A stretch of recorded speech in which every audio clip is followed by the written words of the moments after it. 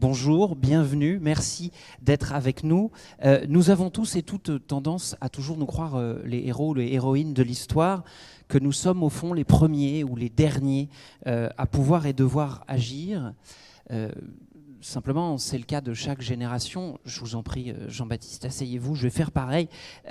Camus disait d'ailleurs déjà en 57, chaque génération sans doute se croit vouée à refaire le monde. La mienne, c'est pourtant qu'elle ne le refera pas, mais sa tâche est peut-être plus grande, elle consiste à empêcher que le monde se défasse. C'était en 57, c'est encore vrai aujourd'hui. Et s'il nous revient sûrement à nous, tous et toutes, d'enrayer la crise du vivant, encore faut-il comprendre d'où elle vient, pour ne pas nous tromper sur ses causes et donc les voies d'action les plus efficaces. On va commencer cette journée en prenant un peu de recul, du coup, sur cette crise du vivant, sur l'Anthropocène, sur son histoire et les transitions qui devraient nous permettre de l'atténuer. Et notre guide ce matin est historien des sciences, des techniques et de l'environnement. Il est chercheur au CNRS et professeur à l'École nationale des ponts et chaussées. Merci d'accueillir Jean-Baptiste Fressoz. Merci Monsieur Fressoz d'être avec nous ce matin. On va se balader un peu dans vos 4 ouvrages pour essayer de comprendre d'où vient cette crise du vivant, ce qu'est l'Anthropocène et comment, non pas en sortir, mais peut-être l'atténuer. Si nous sommes réunis ici ce matin, c'est parce que la crise du vivant s'est frayée difficilement un chemin dans le débat public, dans le débat médiatique, tant et si bien qu'on a l'impression que nous sommes, la génération du déclic, que ça y est, nous, on a compris et que nous avons conscience de la fragilité du vivant. Est-ce que c'est rendre justice aux époques passées que de croire que nous, on a compris enfin et qu'avant nous, bon, ils n'étaient pas rapides? Non, effectivement, ça c'est un cliché qui se répète de génération en génération. On est la génération qui a pris conscience d'eux. Et c'est très présent actuellement. C'était très présent aussi dans les années 70. Il y a des discours aux parlementaires américains qui disent voilà, la génération 70, c'est vraiment la génération de l'environnement. On peut retrouver ça aussi dans les années 30. Il y a des naturalistes, forestiers qui disent oui, avant on faisait un peu n'importe quoi dans les forêts, mais maintenant on a pris conscience d'eux. Et en fait, on retrouve encore ce discours au début du 19e siècle. Hein. Donc c'est vraiment, évidemment, l'idée de la prise de conscience, ça suppose qu'il y a une inconscience auparavant. Donc cette répétition de génération en génération, c'est sûr que ça confine un peu à l'absurde, vu qu'on n'arrête pas de prendre conscience de quelque chose dont on avait déjà pris conscience avant, etc. etc. Voilà, donc c'est vrai qu'il faut sortir de ces visions de grandes bascules, d'un coup tout change, etc. Non, en fait, les questions environnementales sont des questions qui ont une longue histoire, qui s'ancrent dans des temporalités longues. Et je crois que c'est important parce que ça désoriente notre compréhension du moment contemporain. Alors là, je crois qu'aujourd'hui, on comprend très bien que les choses ne vont pas forcément vers le mieux. Mais c'est vrai que dans les années 90-2000, on s'enthousiasmait beaucoup pour les grandes messes onusiennes, pour le climat. On discutait beaucoup du principe de précaution comme une sorte d'immense révolution politique. Il y avait beaucoup de grands discours philosophiques sur la nouveauté radicale de ce qui nous arrive, etc. et de ce qu'on est en train de comprendre. Ce sont des discours en fait très gratifiants pour nous-mêmes. Ça sert surtout à se donner bonne conscience, je crois. Et puis c'est vrai que cette idée de prise de conscience récente, c'est très commode parce que ça veut dire que par le passé, on a un peu fait n'importe quoi, mais c'est qu'on ne savait pas. Et que maintenant qu'on sait, évidemment, les choses ont changé, etc. Voilà, donc c'est vrai que historiquement, politiquement d'abord, cette notion pose problème, et historiquement, elle est fausse. Dans votre premier livre, qui est l'Apocalypse joyeuse, vous révélez d'ailleurs qu'en fait, au XVIIIe siècle, la nature était en réalité beaucoup plus présente, aussi bien dans sa dimension industrieuse, nous nous en servions beaucoup plus, et dans une dimension de santé publique. C'est-à-dire qu'en fait, au XVIIIe siècle, nous vivions déjà beaucoup plus près de la nature. Est-ce que c'est, dans ce cas-là, à l'aube du XIXe, qu'on se distancie de la nature, à tel point que ce déclic récurrent que vous décrivez se fait? Est-ce qu'il y a un moment de bascule dans notre rapport au vivant? Alors, il y a plusieurs choses dans la question. Donc, premièrement, je vais revenir sur une notion importante qui est celle d'environnement avant peut-être de parler de nature. Cette idée de prise de conscience, elle est mobilisée quand on dit, dans les années 70, il y a quelque chose de nouveau, à la fois dans l'espace public et dans l'administration, qui est l'environnement, la montée de la question environnementale. Pensez, c'est en 72, si je me souviens bien, qu'on a créé l'Environmental Protection Agency aux États-Unis et que dans différents pays de l'OCDE, on crée des ministères pour l'environnement. Mais en fait, ces ministères, ces agences, elles gèrent tout plein de lois et de régulations qui ont une longue histoire. Des lois sur l'air, des lois sur l'eau, tout ça a une longue histoire. Ça remonte au moins au début de l'industrialisation. Et en fait, surtout, la notion d'environnement, et ça, je crois que historiquement, c'est intéressant de partir de ce point-là, la notion d'environnement, elle est extrêmement importante au XVIIIe jusqu'au moins à la moitié du XIXe siècle, parce que c'est la notion clé en médecine. Et donc c'est pour ça qu'on a une relation très étroite et on est très préoccupé d'environnement, parce qu'à cette époque, avant Pasteur, si vous voulez, ce qui explique que tout le monde tombe malade au même moment, c'est pas qu'on s'est refilé un virus, c'est qu'il y a eu quelque chose dans l'environnement qui a produit cette maladie soudaine. Et donc, dans ce cadre médical-là, l'environnement est vraiment hyper important. Et donc, ce que je trouve important, c'est que l'histoire de l'industrialisation et son cortège inouï de pollution, très sensible, très visible, ça s'est fait en dépit de cette médecine environnementale. En dépit de médecins qui expliquaient, si vous autorisez cette usine, mais vous allez créer des épidémies, voire même la dégénérescence de la population. Parce que, encore assez loin dans le 19e siècle, on est dans un paradigme où l'environnement façonne très profondément les êtres vivants et change les morphologies, change la forme des corps même. C'est Lamarck, je ne sais pas si vous vous souvenez un peu des cours de philo, etc., mais on hérite des caractères acquis par nos ancêtres. Et donc, dans ce cadre-là, l'industrialisation s'est quand même faite. Et ça, je crois que c'est intéressant parce que ça veut dire que l'histoire, c'est pas qu'on prend peu à peu conscience d'eux, c'est qu'on passe outre. On passe outre des problèmes dont on a une relative claire conscience, quoi. Voilà. Après, sur la relation à la nature, c'est une question qui est beaucoup plus compliquée. Ce qui est vrai, c'est que au cours de l'industrialisation, en fait, on dépend beaucoup moins de notre environnement local. Et donc, on a moins besoin de le protéger. Fondamentalement, c'est ça l'histoire du 19e et du 20e siècle. Je vous donne un exemple sur la qualité de l'eau. Au XVIIIe siècle, ou encore jusque dans les années 1900, en fait, on pompe l'eau dans la nappe phréatique à côté de chez nous, principalement. Et donc, si votre puits est contaminé, vous ne pouvez plus l'utiliser. C'est une perte sèche. Au cours du XXe siècle, déjà au XIXe, mais encore plus au XXe siècle, on peut transporter l'eau sur de longues distances. Et donc, on dépend beaucoup moins, finalement, de la qualité de l'environnement local, en tout cas pour l'eau, par exemple. En outre, c'est vrai que les sociétés du XVIIIe, XIXe siècle, jusqu'au milieu du XIXe siècle, sont des sociétés qui sont un peu au bord de la disette pour une bonne partie de la population.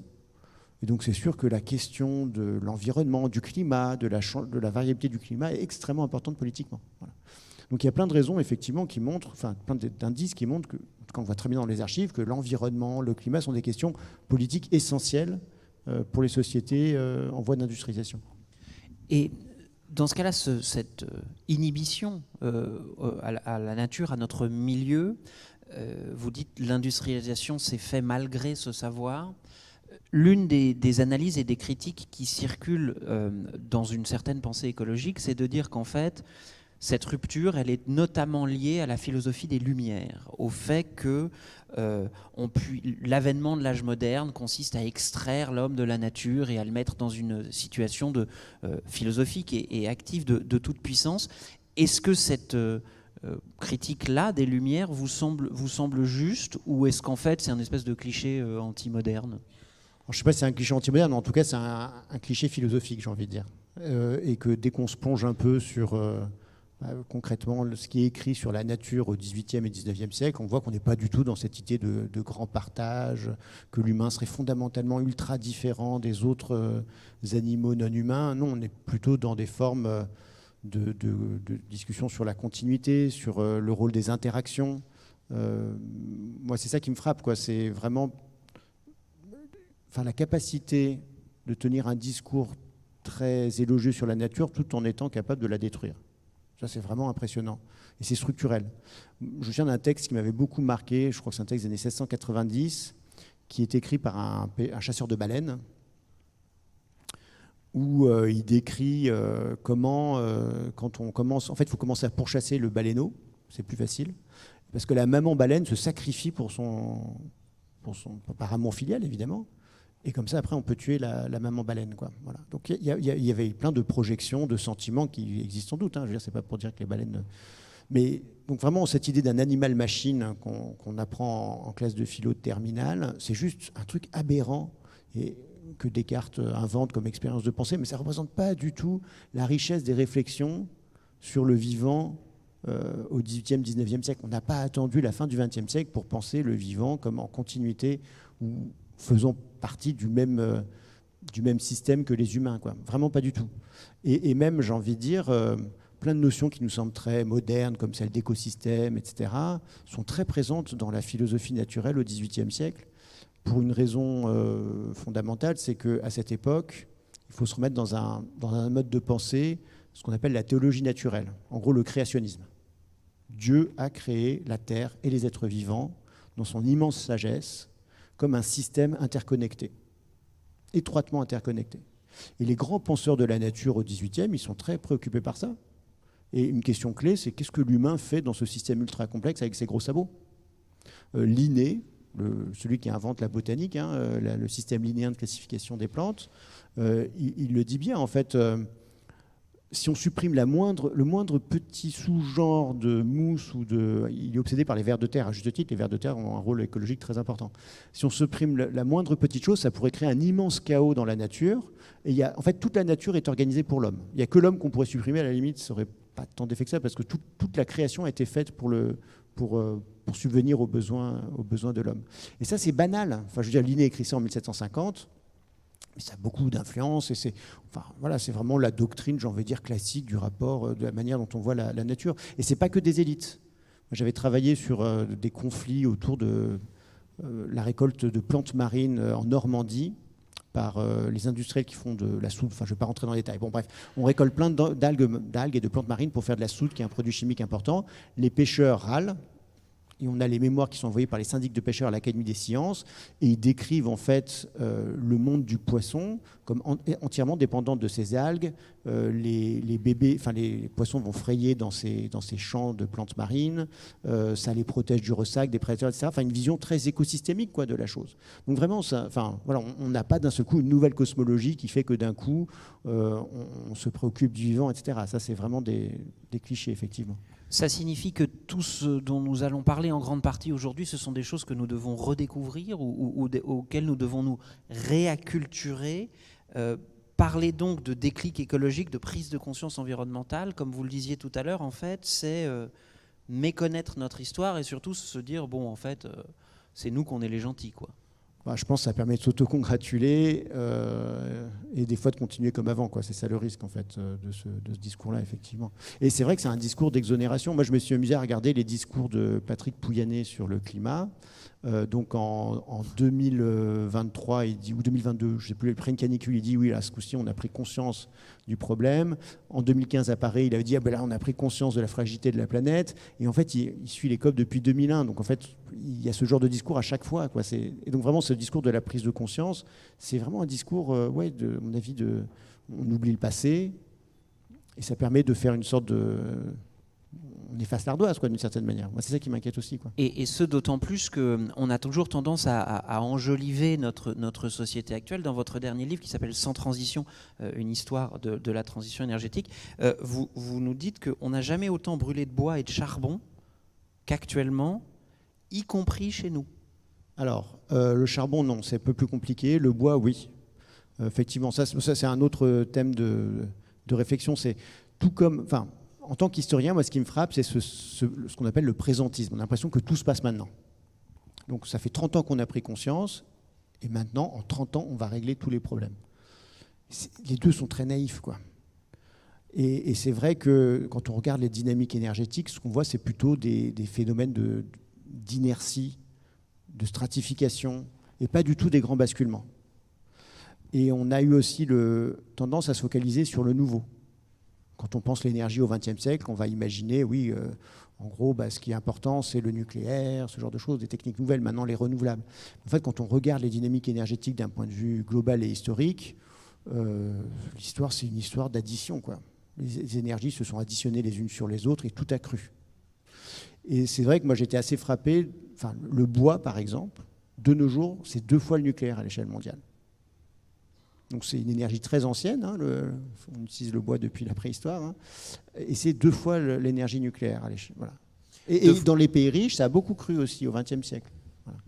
Donc le mythe qui voudrait dire l'Europe en premier est rentrée dans la révolution industrielle et la première à en être sortie, nous on brûle beaucoup moins de bois et on ne consomme plus du tout de charbon, et donc non fondé. Alors ce qu'il faut, c'est regarder, bon ça c'est une question un peu plus technique, là je suis obligé de donner des chiffres, je suis désolé. En gros, dans les pays riches occidentaux, pour l'essentiel, en Europe, on produit quasiment plus d'électricité avec du charbon. Il y a l'Allemagne encore qui produit l'électricité avec du charbon, mais en France, en Angleterre, il y a quasiment plus de charbon dans le mix électrique. Mais ça n'empêche pas que le mode de vie européen dépend encore massivement du charbon. Pour une raison assez simple, c'est qu'il y a énormément de charbon dans nos importations. Donc, des fois, vous entendrez, en Angleterre, il y a eu tout plein de titres, l'Angleterre consomme moins de charbon maintenant qu'en 1746. Mais en fait, ça ne prend pas en compte l'énorme masse de charbon qui sert à produire tous les biens que l'Angleterre importe. Et là, d'un coup, on a une vision très différente. Au lieu de 3, 4, peut-être 6 millions de tonnes de charbon qui sont consommées en Angleterre, on est plutôt à 50. Et en France aussi, c'est la même chose.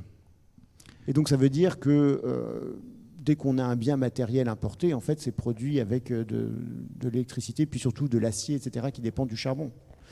Et je crois que c'est même un peu plus profond que ça, c'est qu'en fait, la richesse des pays riches tient à leur insertion dans un monde, une économie globalisée qui, elle, carbure encore largement au charbon. Un exemple que j'aime bien, c'est la Suisse. La Suisse, c'est extraordinaire. Un PNB quasiment le double de celui de la France par habitant, et très très peu d'émissions comparées à leur richesse. La Suisse abrite, pour des raisons qu'on connaît trop bien, Glencore, qui est le géant de l'industrie minière à l'échelle mondiale. Ils abritent aussi Trafigura, qui est l'entreprise leader dans le négoce des matières premières et donc aussi du négoce du charbon. On estime que entre Glencore et Trafigura, en gros, c'est 1 milliard de tonnes de charbon par an qui est soit extraite dans des mines possédées par Glencore, soit échangée sur des marchés qui sont par des deals organisés par Trafigura. Ça fait beaucoup de charbon, en fait. Donc ce charbon-là, il profite indirectement à l'économie suisse. Vous voyez, donc en fait, on se gargarise un peu trop, à mon avis, de notre capacité à sortir en fait du charbon. De fait, la richesse des pays riches dépend encore beaucoup du charbon. Oui. Vous nous disiez à l'instant, en fait, c'est pas une bonne énergie chasse la mauvaise. La notion de transition énergétique est étrange. C'est-à-dire qu'en fait, juste pour qu'on comprenne bien, les énergies s'additionnent, c'est ça? De toute façon, nous en consommons toujours davantage. Et donc, c'est cette idée de dire le charbon permet tant de niveaux d'énergie, on va y ajouter l'électricité, peut-être hydroélectrique. À ceci, on rajoute le nucléaire et à ceci, on rajoute les renouvelables, c'est ça? Alors ça, c'est pas une loi de l'histoire, c'est pas une loi naturelle. J'ai envie de dire, c'est ce qui s'est passé historiquement. Après, on peut essayer de faire autre chose. Enfin, je veux dire, c'est pas un destin inévitable. Moi, c'est d'abord un argument historique. Ce qui me frappe, c'est à quel point dans le discours général face au changement climatique, il y a cette idée que il suffit de faire une nouvelle transition énergétique. Et ça, on le retrouve à très haut niveau. John Kerry, l'envoyé américain sur le changement climatique, il dit qu'est-ce que c'est que la transition énergétique? C'est la nouvelle révolution industrielle. Agnès Pannier-Runacher, anciennement ministre de la Transition énergétique, tenait exactement le même propos. Je ne sais pas quelle vision ils ont de la révolution industrielle, mais en fait, ils ont l'idée que la révolution industrielle, c'est une transition d'une énergie à une autre. C'est ça qu'ils ont au fond en tête. Et ça, c'est faux. Ça, c'est vraiment faux. C'est-à-dire, en gros, au 19e siècle, on consomme de plus en plus de toutes les énergies, et en particulier du bois, de l'hydraulique, de la force musculaire humaine. Et c'est même pire que ça, parce que ça, c'était assez connu d'une certaine manière, c'est qu'en fait, les énergies et les matières sont étroitement imbriquées. Il faut arrêter de les penser dans un prisme en fait darwinien, schumpeterien. En gros, on est obsédé par la compétition entre les énergies. Il y a plein de relations de symbiose. C'est ça qui m'a intéressé dans mon livre Sans transition, c'est d'étudier toutes ces symbioses entre les énergies et les matières. Je vous donne un exemple. Les mines de charbon au XXe siècle, ce sont des immenses infrastructures souterraines, des milliers de kilomètres de galeries.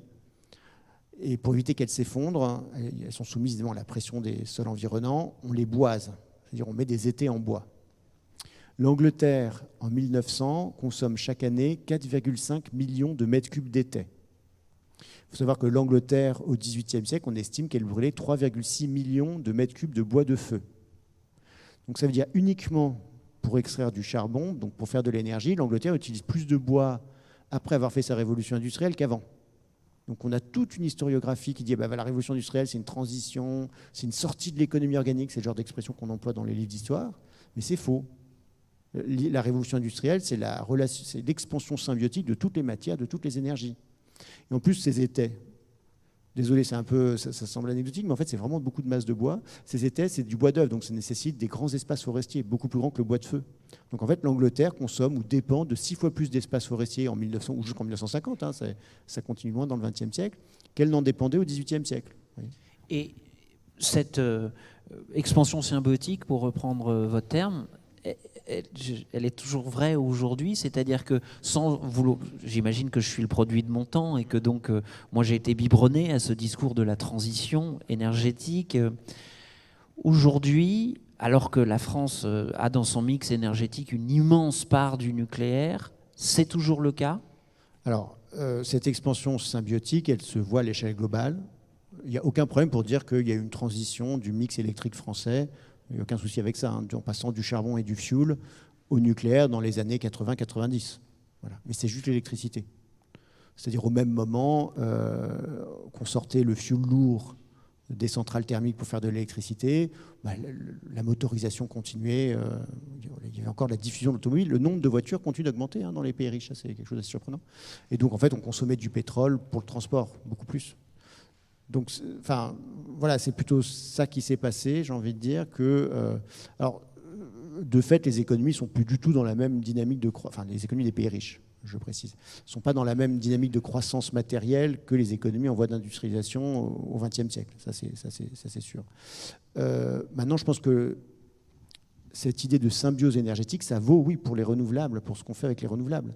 En gros, grâce aux renouvelables, on va produire de l'électricité relativement propre, ce qui est une très bonne nouvelle. Après, cette électricité, vraiment la question clé, c'est qu'est-ce qu'on en fait ? Si ça alimente un monde qui, dans sa matérialité même, dépend du carbone, et là je parle du ciment, de l'acier, de tous les biens matériels en fait, en gros, on consommera moins, on émettra moins de CO2 grâce aux renouvelables, mais il y aura encore beaucoup de CO2 dans toute cette production de biens matériels. Donc c'est pour ça qu'il faut penser les choses vraiment dans leur relation symbiotique. En gros, il y a assez peu de CO2 quand vous faites de l'électricité avec des panneaux solaires ou des renouvelables, avec des éoliennes. Par contre, si vous produisez une voiture électrique, là, vous avez mis quand même beaucoup de CO2. Oui. Donc la question clé, c'est qu'est-ce qu'on va faire de cette électricité ? Si c'est pour reconduire exactement le même monde à l'identique, en croissance à 3% par an, ce qui est un peu le projet, en gros, de la transition énergétique, il y a peu de chances que ça marche, surtout dans les temps impartis. En gros, ça, c'est aussi un autre point important, c'est que... on parle énormément d'innovation, mais maintenant les délais climatiques, on parle de 2050. Il y a peu de chances qu'il y ait tant de transformations que ça, de choses nouvelles qui apparaissent et qui vont se diffuser à la vitesse de l'éclair dans des secteurs où la rotation du capital est lente. La sidérurgie, la cimenterie, on ne les change pas très souvent, C'est très très peu probable, donc il ne faut pas se leurrer, Il n'y aura pas de décarbonation de ces secteurs-là, par exemple. Et alors dans ce cas-là, d'où vient l'idée, comment s'est imposé ce discours de la transition énergétique ? Parce que vous dites dans votre livre, c'est un slogan industriel qui est presque devenu une futurologie officielle. Et c'est vrai qu'il n'y a pas un discours de politique lié à l'environnement qui ne parle pas de cette transition. Comment c'est advenu ? Comment est-ce que ça s'est imposé dans le discours public ? Alors le premier point, c'est de voir que l'idée de transition énergétique, je crois, j'essaie de vous faire comprendre que c'est quand même très très bizarre. On ne passe pas entièrement d'une énergie à une autre dans l'histoire, ça ne s'est jamais passé comme ça. Et là, on se rend bien compte que ça va être très difficile de faire ça maintenant en 25 ans. Comment c'est advenu ? Déjà, il faut voir que c'est assez tard. D'où ça vient d'abord ? Voilà. D'où ça vient ?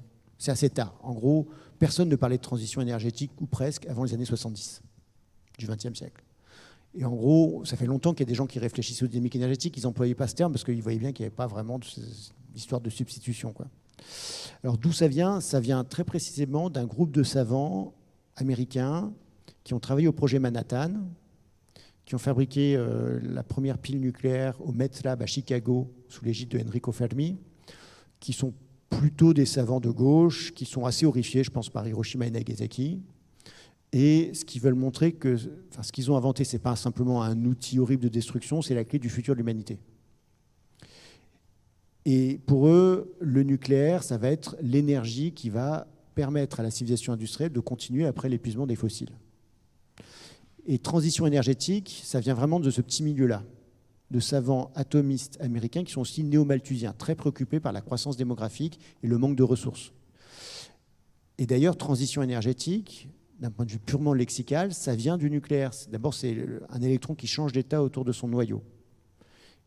Ça vient de ça au départ. Dans les années 30, 40, quand on cherche transition énergétique, on tombe là-dessus. Et c'est un savant américain qui s'appelle Harrison Brown, qui est donc du Met Lab de Chicago au projet Manhattan, qui est le premier à employer ce terme pour parler du futur de l'énergie. Mais il recycle un terme, en fait, de son expertise, quoi. Et il mixe ça avec une autre transition qui existait depuis 1945, qui était la transition démographique, qui était un thème clé du discours néo-malthusien. Donc il mélange un peu ces deux pour parler de manière nouvelle sur l'énergie. Mais le point important surtout, c'est que pourquoi ce sont les savants atomistes qui parlent de transition énergétique? Parce qu'ils voient le futur à très long terme.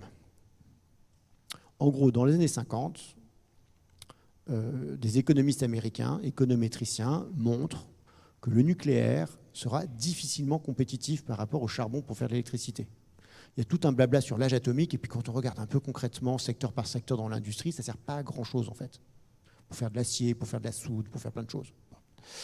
Et ça énerve beaucoup évidemment ces savants atomistes qui, je vous dis, ont beaucoup investi de leur identité personnelle dans la maîtrise de la fission. Et en fait, leur argument, c'est de dire, ces économistes-là n'ont rien compris. L'enjeu, c'est pas que le nucléaire soit compétitif maintenant, c'est qu'il y ait du nucléaire quand il n'y aura plus de charbon. Ce qui est une question existentielle, mais c'est une question de très long terme. Et donc, quand ils parlent de transition, pour eux, la transition, elle aura lieu de manière très progressive. Aux États-Unis, ça sera quelque part au XXIe siècle, à la fin du XXIe siècle. Dans le monde, il y a énormément de charbon. Et puis, le monde est encore très pauvre. Donc, ce sera plutôt au XXIIIe, XXIVe siècle. Et la chose étrange que je documente dans les 2 derniers chapitres du livre, c'est comment ça se fait que cette futurologie-là, qui au départ vraiment... Enfin, l'idée de passer pas vue d'énergie à une autre, ça n'a pas grand sens pour les experts, quoi. C'était une futurologie, une forme d'utopie atomique et une dystopie sur les ressources. Comment on a recyclé cette futurologie-là pour penser un problème qui n'avait rien à voir, quoi, qui n'était pas du tout l'épuisement des ressources, qui était plutôt le problème de la surabondance des ressources. Parce que la question du changement climatique, le problème, c'est qu'on a énormément de fossiles sous les pieds, et qu'en plus, la transition, il ne faut pas la faire dans 2 ou 3 siècles, il faut la faire en 2 ou 3 décennies, quoi. C'est donc des horizons temporels qui n'ont rien à voir. Et en plus, il faut la faire alors que les fossiles ne sont pas chers. Alors que la transition atomique des atomistes, elle aurait lieu parce que les fossiles coûteraient de plus en plus cher.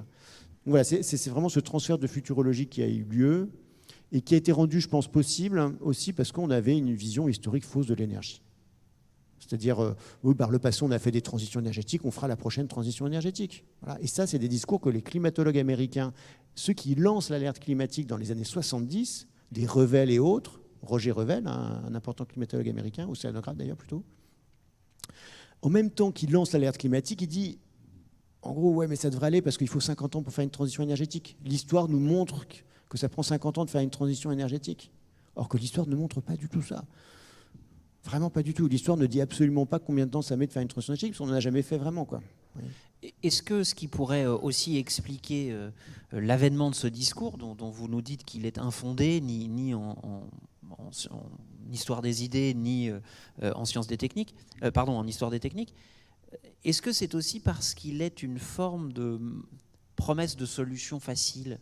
Au fond, est-ce que c'est pas se dire, bon ben, on a là aussi une solution technologique, on n'a qu'à continuer, ce qui nécessite dans ce cas-là de continuer à investir dans l'innovation, ce qui nécessite une forme de croissance, et donc en fait on se retrouve à recycler la promesse assez traditionnelle d'une économie extractive et capitaliste pour venir pallier ou trouver une solution aux problèmes créés par l'économie qui les a créés. C'est sûr que parler de transition énergétique, ça permet de ne pas parler de plein de problèmes fâcheux. Du genre, il faut produire moins, et ce qu'on produit moins, il faut mieux le répartir. Si vous vous dites, bah non, on va absolument tout décarboner, pourquoi parler de ça, quoi? Donc c'est sûr que c'est beaucoup plus confortable. Et c'est sûr que c'est très étroitement lié au discours de l'innovation. Ça fait aucun doute que transition et innovation, les deux sont étroitement liés. C'est lié à une vision schumpeterienne de l'économie où le nouveau remplace l'ancien, ce qui est une hypothèse forte quand on y réfléchit, hein, un peu sérieusement. Les nouvelles techniques, ça ne remplace pas forcément le monde technique ancien. C'est plus compliqué que ça. Et en histoire matérielle, c'est vraiment faux. Je vous donne un exemple que je trouve assez parlant. Ça, c'est vraiment un point clé, c'est que, en fait, dans tous les discours, on parle de technique, alors que ce qui importe, ce sont les flux de matière pour l'environnement. C'est toute la matière qu'on fait passer de la lithosphère dans l'atmosphère pour le climat. En histoire des techniques, des fois, il y a des grandes révolutions. Pensez à l'éclairage. On s'éclaire à l'électricité. Très grande révolution technologique. Et avant, on s'éclairait aux lampes à pétrole. Bon. Il n'empêche que de nos jours, on brûle plus de pétrole pour s'éclairer qu'en 1900, quand tout le monde s'éclairait aux lampes à pétrole. Les simples phares des voitures, actuellement, ça consomme plus de pétrole que l'économie mondiale en 1900, quand tout le monde, ou presque, s'éclairait aux lampes à pétrole. Donc vraiment, ça, c'est un point important, c'est qu'on a tendance à... Parce que ce qu'on voit, c'est les techniques, d'une certaine manière. On a tendance à avoir cette vision très centrée sur l'innovation, les bascules, etc. Alors que l'histoire matérielle est très différente. L'histoire matérielle, c'est une histoire très ennuyeuse, tout ne fait que croître. Au cours du XXe siècle, l'éventail des matières premières a cru, on consomme une plus grande variété de matières premières, et chacune des matières premières est consommée en plus grande quantité. Et pourtant, le XXe siècle est très innovant. Vous voyez, il y a eu plein de technologies, en particulier dans la chimie organique. On imagine qu'on aurait remplacé les matières naturelles par... Ben non, en fait, les matières naturelles sont encore là, elles augmentent. Voilà. Donc ça, c'est vraiment quelque chose d'assez troublant, quoi. Ces visions de grandes bascules, parce qu'on ne regarde pas les flux de matière, je pense. Et ça nous a acculturé à cette idée, bah oui, il y a eu plein de transitions par le passé, enfin une nouvelle transition. Sauf que non, enfin, c'est pas... Sauf que même si, ok, la prise de conscience, le déclic est une manière de parler de nous plutôt que la réalité de la nature, nous sommes tous et toutes ici parce que nous avons néanmoins pris conscience de l'importance de la préservation du vivant, de sa sauvegarde, de sa restauration, aussi bien d'un point de vue existentiel pour nous que d'un point de vue économique. Du coup, il faut décarboner notre économie. Il faut trouver donc forcément des sources d'énergie plus respectueuses des limites planétaires et du vivant. Ouais. Alors comment est-ce qu'on peut décarboner si la transition énergétique qui en est un des horizons est un mirage? Alors moi, sur ce qu'il faut faire, je ne vais rien dire d'original. Très sincèrement, c'est assez simple, hein. En gros, il y a des choses qu'on sait faire, il faut y aller à fond. Sur l'électricité, on sait faire l'électricité décarbonée. Donc ça, c'est un gros atout et il faut en faire. Donc sur les renouvelables, c'est une très bonne nouvelle.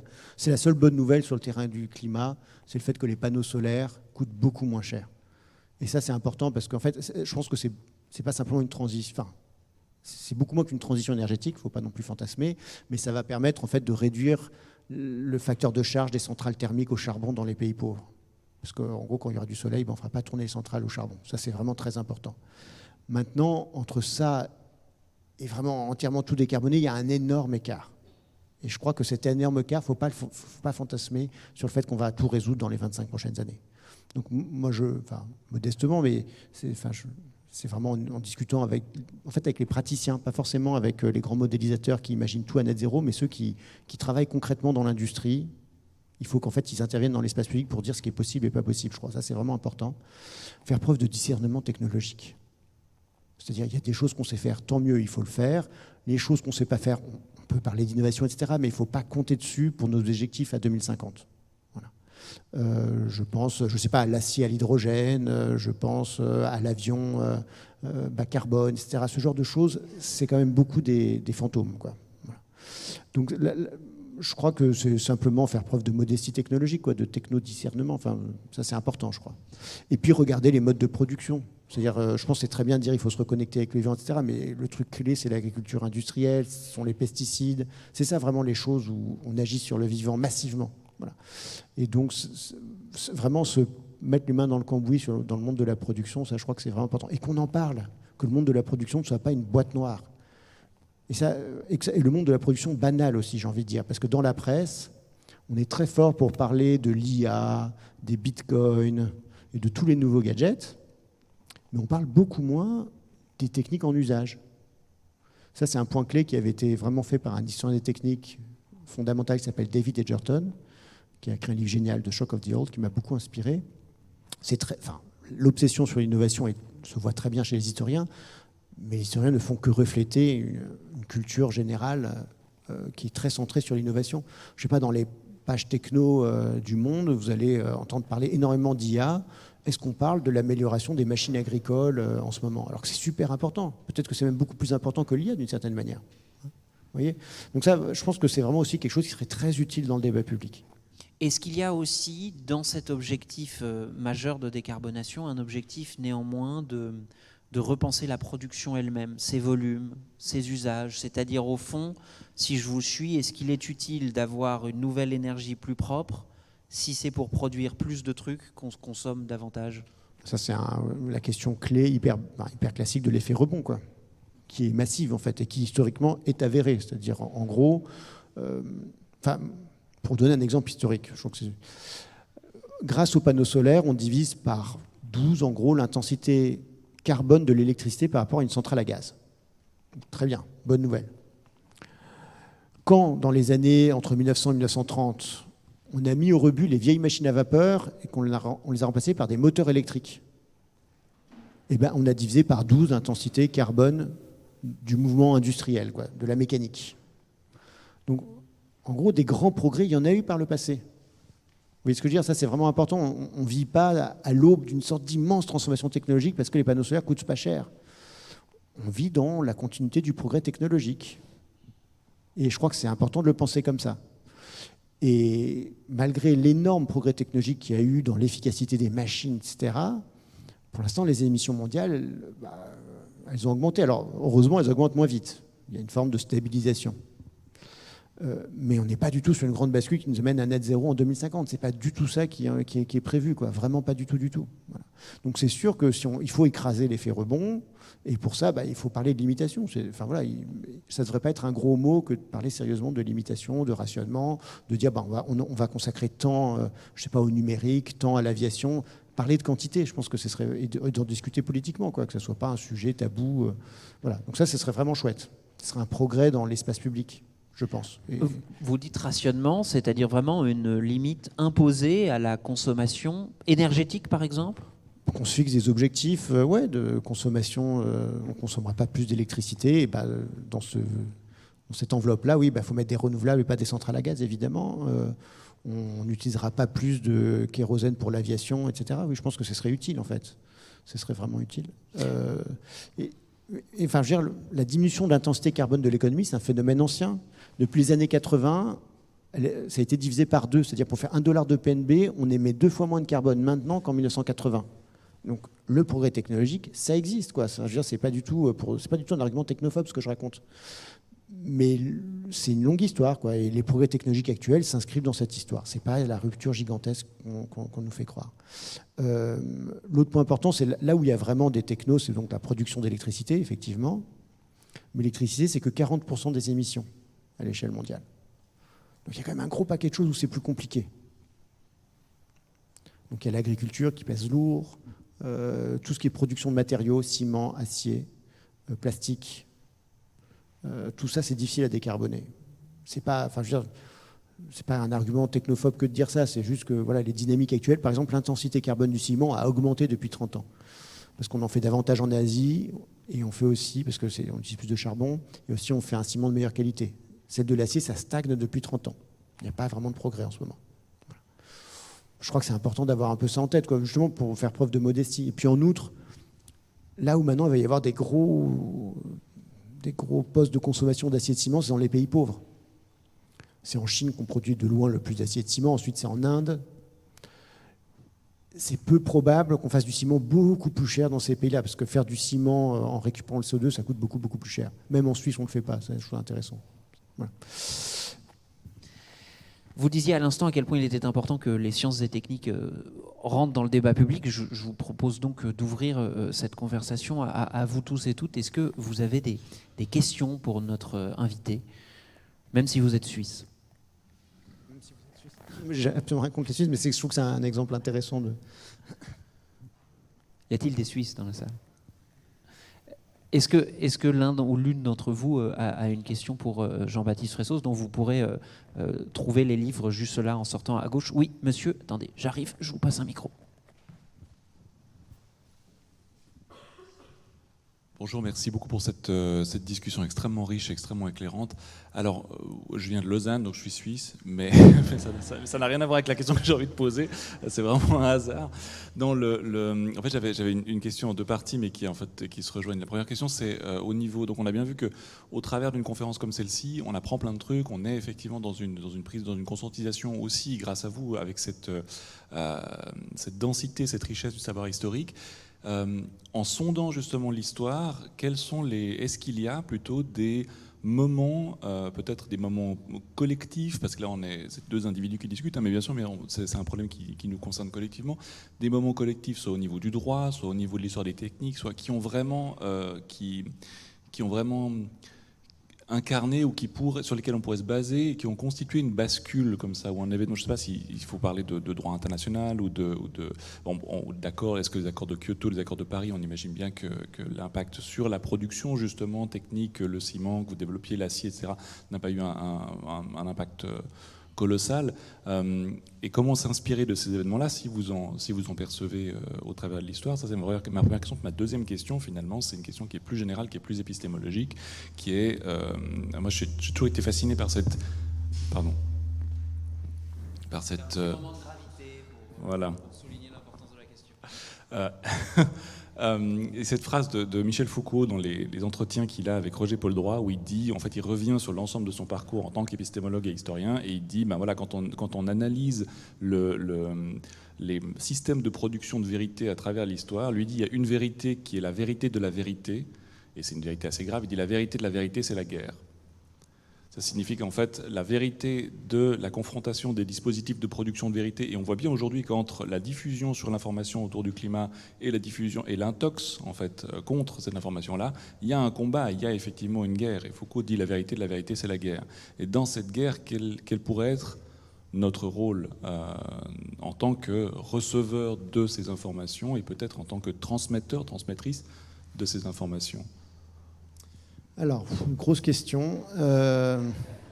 Alors, sur la première, ça va être une question une réponse déceptive. En fait, non, on n'a pas vraiment, je pense, d'analogue historique par rapport aux défis contemporains. Et en fait, moi, ce qui m'a fait rentrer un peu dans ce sujet, c'est que je voyais plein de collègues historiens, spécialistes, mettons, de la révolution industrielle, de la machine à vapeur en Angleterre en 1800, qui se transformaient en experts de la transition énergétique et qui vendaient des projets aux instances de financement à plusieurs millions d'euros en disant on va vous aider à faire la transition énergétique en ayant étudié la diffusion de la machine à vapeur. Et je me disais mais c'est très très bizarre, quoi. Voilà. Et donc non, je crois que c'est vraiment, il faut faire preuve de modestie là-dessus. On n'a rien à apporter, hein, franchement, il faut dire les choses clairement. Les quelques exemples où vraiment on a des baisses de consommation, c'est des exemples qu'on n'a pas du tout envie de suivre. Des trucs vraiment massifs, j'entends. C'est les crises en gros, fondamentalement. Un exemple qui était un peu connu à un moment, c'était après la chute de l'Union soviétique, Cuba s'est retrouvé privé de pétrole bon marché. Ils ont dû réinventer plein de trucs dans leur économie, mais ce n'est pas du tout un analogue avec ce qui est possible ou souhaitable même. Hein.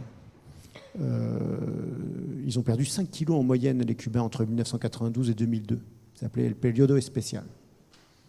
Parce qu'il y avait beaucoup moins de production agricole, tout simplement, moins d'engrais, etc. Enfin, tout avait beaucoup changé, quoi. On a des exemples qu'on aime bien, c'est la mobilisation pendant la Seconde Guerre mondiale, la mobilisation industrielle, etc. Moi, je ne suis pas très convaincu par ce genre d'exemple parce que... Alors, il y a des choses intéressantes, par exemple, le rationnement.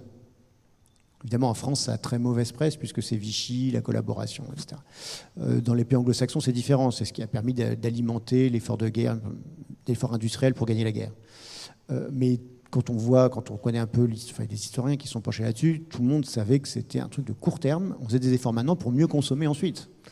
Et dans la presse américaine, c'est très clair que les efforts, c'était ensuite la promesse de plein de merveilles technologiques qui allaient déferler de tout ce moment innovant lié à la Seconde Guerre mondiale, quoi. Donc il y a tout un discours, au contraire, consumériste pendant la Seconde Guerre mondiale, même s'il faut se serrer la ceinture un moment.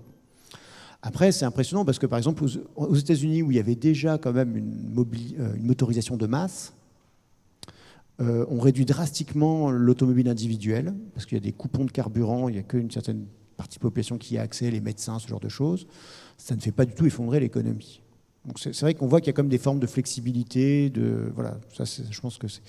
Moi, ce qui me donne un peu plus d'espoir, je dirais, enfin, je ne sais pas si c'est de l'espoir, parce que, enfin, c'est pas sur ce terrain-là, mais quand on voit certains choix technologiques, celui de la voiture individuelle en particulier, on se dit que ça aurait pu se passer autrement. C'est-à-dire la voiture individuelle, je vais prendre un exemple suisse d'ailleurs, puisque vous êtes suisse. En 1910, le canton des Grisons interdit la voiture individuelle sur ses routes. Par 10 fois, l'Automobile Club suisse essaie de casser cette interdiction. Et par 10 fois, les habitants du canton des Grisons refusent.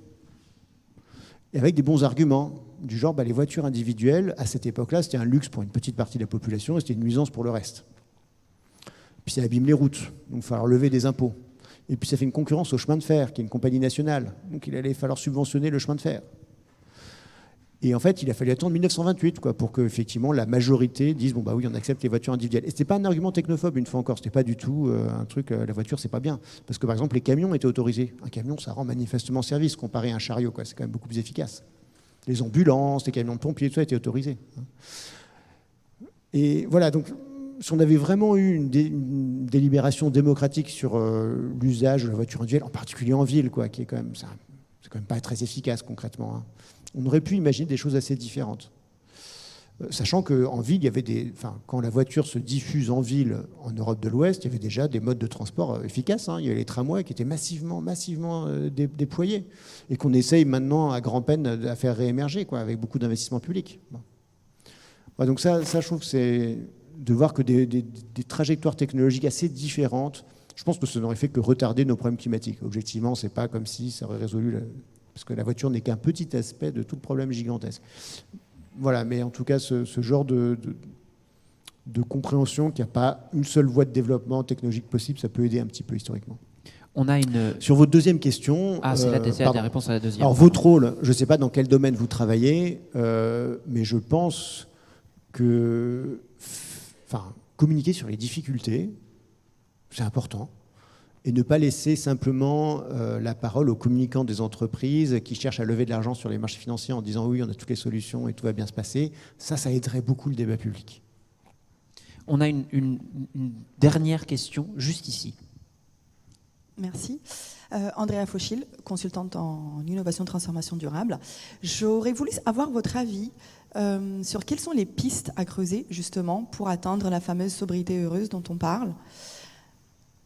Et à quel horizon vous pensez qu'on va y arriver à échelle européenne, voire mondiale? Merci. Et ça, je pense, c'est une très bonne question. Et sincèrement, je pense que c'est encore plus utopique peut-être que l'avion à hydrogène, pour dire les choses simplement. Enfin, je veux dire, c'est vrai que ça rend assez pessimiste quand on voit les surtout en France, en gros, à mon avis, on n'a pas assez expliqué très tôt que décarboner l'économie à l'échelle mondiale, ça avait des impacts sur ce qu'on consomme, ce qu'on mange, comment on se déplace, etc. Et je pense que si dès le début, depuis qu'on sait qu'il y a un problème, on va dire à la fin des années 70, début des années 80, on avait expliqué ça, peut-être que toute la discussion serait différente, la politique serait différente. Voilà. Donc je crois qu'à un moment ou à un autre, il faut vraiment commencer à expliquer ça. Mais il n'y a pas de martingale, il n'y a pas de solution miraculeuse, hormis une bataille politique et idéologique. Et ça, c'est mal parti. Pardonnez-moi, mais vous comprenez bien que dans le contexte qui est le nôtre, cette conférence peut facilement dériver sur son contexte. Nous allons rester sur les questions de transition et de transition énergétique. Est-ce que parmi vous, il y a une dernière question? Ah, madame.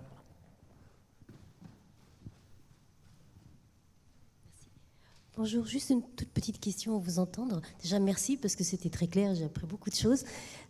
On cherche aujourd'hui un peu, plus qu'un peu à mon avis, culpabiliser les citoyens en disant que c'est leur comportement qui pourra modifier la donne, s'ils consomment intelligemment, etc., s'ils font des sacrifices. Mais on leur propose toujours, évidemment, de consommer plus et toujours aussi mal, ou voire plus mal. Comment on pourrait faire justement pour que les citoyens de base que nous sommes ne soient pas inculpabilisés, mais plutôt mieux renseignés et puissent agir, mais efficacement, dans le sens de, je ne vais pas dire une restauration du climat, parce que j'y crois pas non plus, mais en tout cas d'un monde plus vivable pour nos générations futures et pour nous-mêmes. Merci. Alors, La réponse classique à ce genre de question, c'est de dire effectivement, c'est une dimension politique, ça se passe collectivement sur les choix de production, les règlements industriels, les investissements publics dans les transports en commun. Mais en fait, je crois qu'il faut faire les deux, c'est-à-dire, c'est pas qu'il faille culpabiliser, mais oui, il y a quand même une part dans plein de domaines, ça dépend quand même des comportements individuels, quoi. Et je crois qu'il n'y a pas de raison de ne pas le dire aussi, quoi. Sans que ça soit forcément moralisateur, quoi. Mais oui, que ça fasse partie de la discussion, quoi. Donc moi j'ai pas envie d'opposer les deux, quoi. C'est-à-dire voilà. Désolé, c'est banal ce que je vous dis, mais je pense qu'il ne faut pas opposer les deux, quoi, entre quelque chose qui se situerait simplement dans les grands choix de réglementation au niveau européen et puis les consommations de tout un chacun. Les deux vont ensemble, quoi. Il y a pas de...